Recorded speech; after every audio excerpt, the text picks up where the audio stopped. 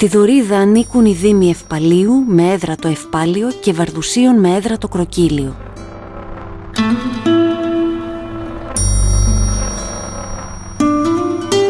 Η Δωρίδα είναι μια περιοχή με μεγάλες αντιθέσεις.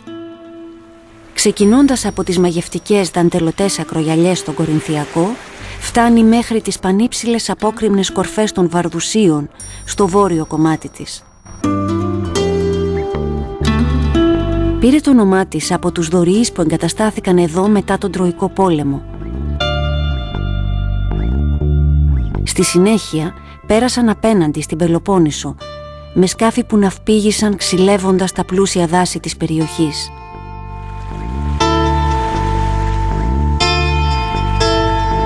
Ο πρώτος παράκτιος οικισμός που συναντάμε ανατολικά του Μόρνου είναι η Χιλιαδού.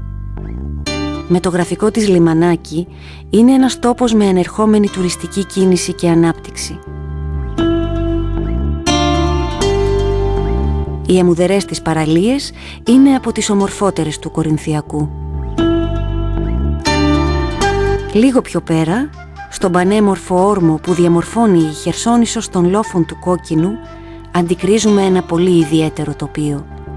Είναι το Παραθάλασσο, μια μικρή λιμνοθάλασσα με βαθιά νερά. Η παραλία του είναι από τις πιο πολυσύχναστες της Δωρίδας. Ο δρόμος ακολουθεί την ακτογραμμή μέχρι το γραφικό και παραδοσιακό μοναστηράκι. Ψαροταβέρνες, δωμάτια διαμονής, παραλίες και πέτρινα σπίτια συνθέτουν έναν ελκυστικό τόπο.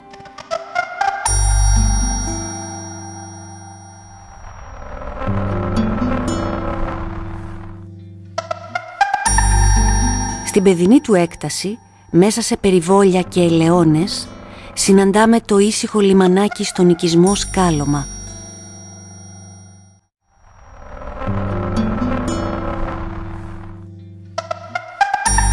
Πιο κάτω, στη μικρή παιδινή έκταση που σχημάτισε το Κουρουτιανόρεμα, βρίσκεται ο Μαραθιάς.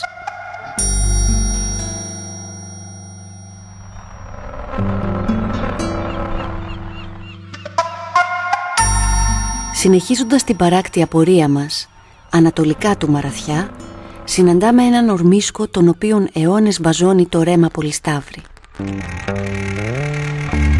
Εδώ αντικρίζουμε τον οικισμό Παραλίας Εργούλας.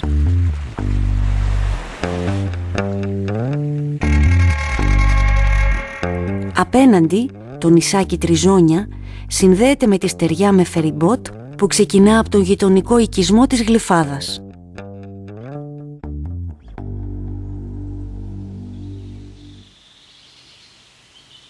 Ανατολικά της Εργούλας υπάρχει μια μακριά σειρά από χτιστές πέτρινες καμάρες μήκους 200 μέτρων. Στηρίζουν ένα αυλάκι που μεταφέρει νερό από το ρέμα στο Μήλο του Βενέτη. Το υδραγωγείο αυτό κατασκευάστηκε το 1832.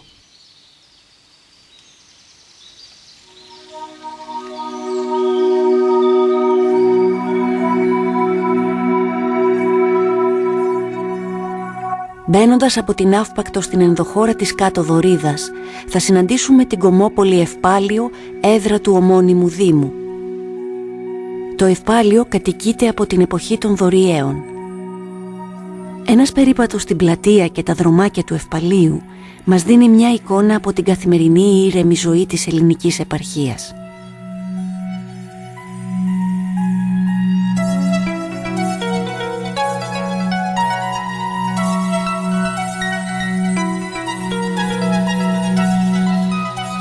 Στα βόρεια της κοιλάδας του Ευπαλίου βρίσκεται ο ναός του Άι Γιάννη του Θεολόγου με σπάνια αρχιτεκτονική δομή. Ο Αγιάννης ήταν μετόχη της Μονής Βαρνάκοβας. Χρονολογείται από το 1180 μετά Χριστό, από την εποχή των Κομνηνών.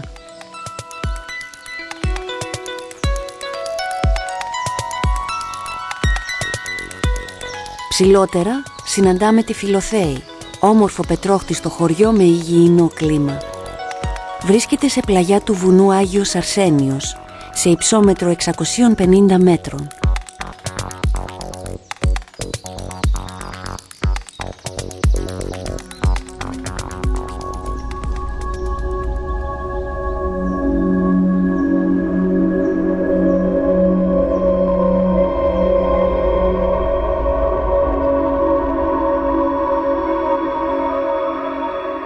Μέσα σε πυκνό δάσος από δρύς και αγριοκαστανιές, με θέα προς την ορεινή Ναυπακτία και τη Δωρίδα, βρίσκεται η ιστορική Ιερά Μονή Παναγίας Βαρνάκοβας.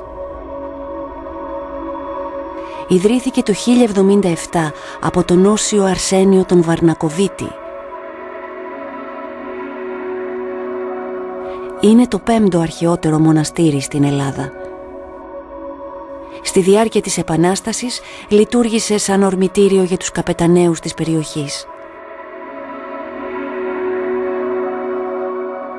Το μοναστηριακό δάσος σήμερα αποτελεί καταφύγιο άγριας ζωής.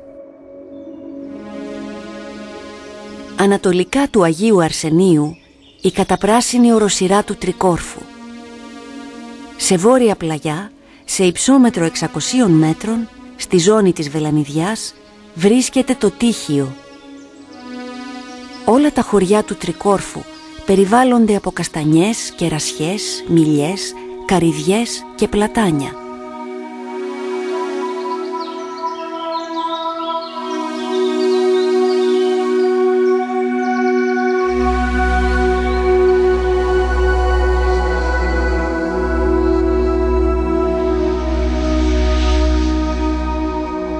Βόρεια από την κοιλάδα του Μόρνου αρχίζει ο Δήμος Βαρδουσίων.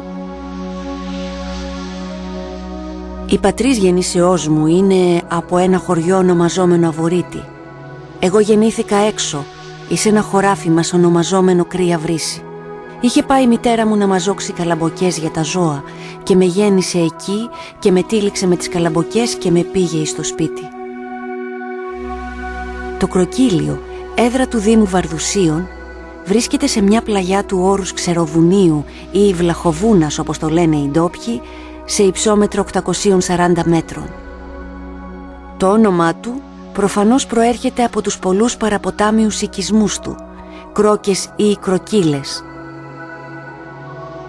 Σε έναν από αυτούς, τον Αβορίτη, γεννιέται το 1797 ο μεγάλος ήρωας της Επανάστασης του 21, ο στρατηγός Γιάννης Μακρυγιάννης.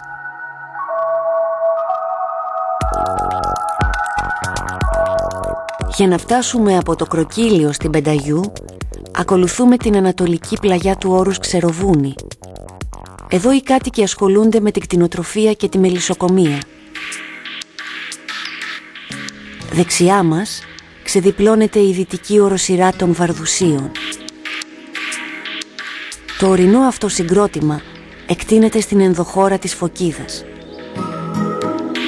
Η ψηλότερη κορυφή των Βαρδουσίων είναι ο Κόρακας με ύψος 2.495 μέτρα. Στην αρχαιότητα Κόραξ ονομαζόταν ολόκληρο το βουνό. Η Πενταγιού είναι χτισμένη σε υψόμετρο 950 μέτρων μέσα σε έλατα και πλατάνια απέναντι από τα Βαρδούσια. Το χωριό έχει γίνει γνωστό χάρη στο θρύλο της Μαρίας της Πενταγιώτισσας, της όμορφης δασκαλοπούλας, που στην ποδιά της σφάζονταν παλικάρια.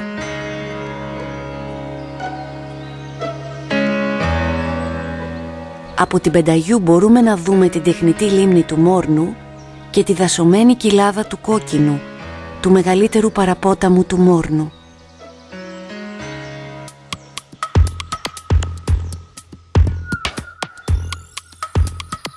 Ο δρόμος προς το βόρειο κομμάτι του Δήμου Βαρδουσίων διατρέχει τις ψηλές ράχες που ενώνουν τα Βαρδούσια με το Βλαχοβούνι και διέρχεται από υψόμετρο 1.500 περίπου μέτρων. Ανάμεσα σε δάση με αιωνόβια έλατα συναντάμε ορεινά λιβάδια όπου την άνοιξη φυτρώνουν σπάνια είδη ορχιδέας.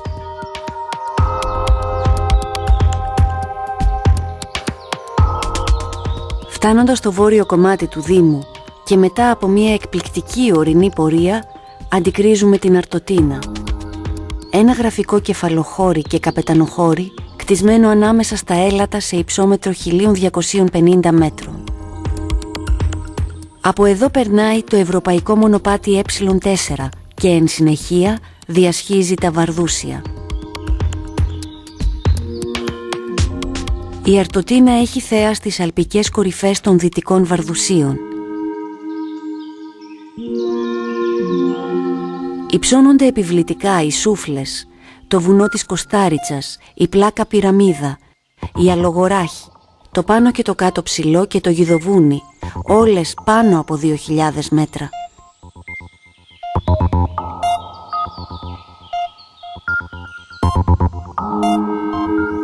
Τέσσερα χιλιόμετρα μετά το χωριό, στον κεντρικό δρόμο που κατηφορίζει προς τον Έβινο, βρίσκεται η ιστορική μονή του Αγίου Ιωάννη του Προδρόμου. Το μοναστήρι, κτισμένο το 1728, είναι το πιο αξιόλογο μνημείο ολόκληρης της ορεινής Δωρίδας.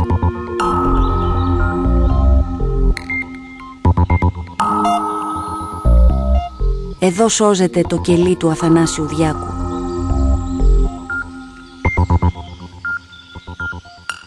Ο Διάκος, που κατάγονταν από το Κροκύλιο, ήρθε στη Μονή σαν καλογεροπαίδι, έμαθε γράμματα και εμποτίστηκε με το ελεύθερο επαναστατικό πνεύμα.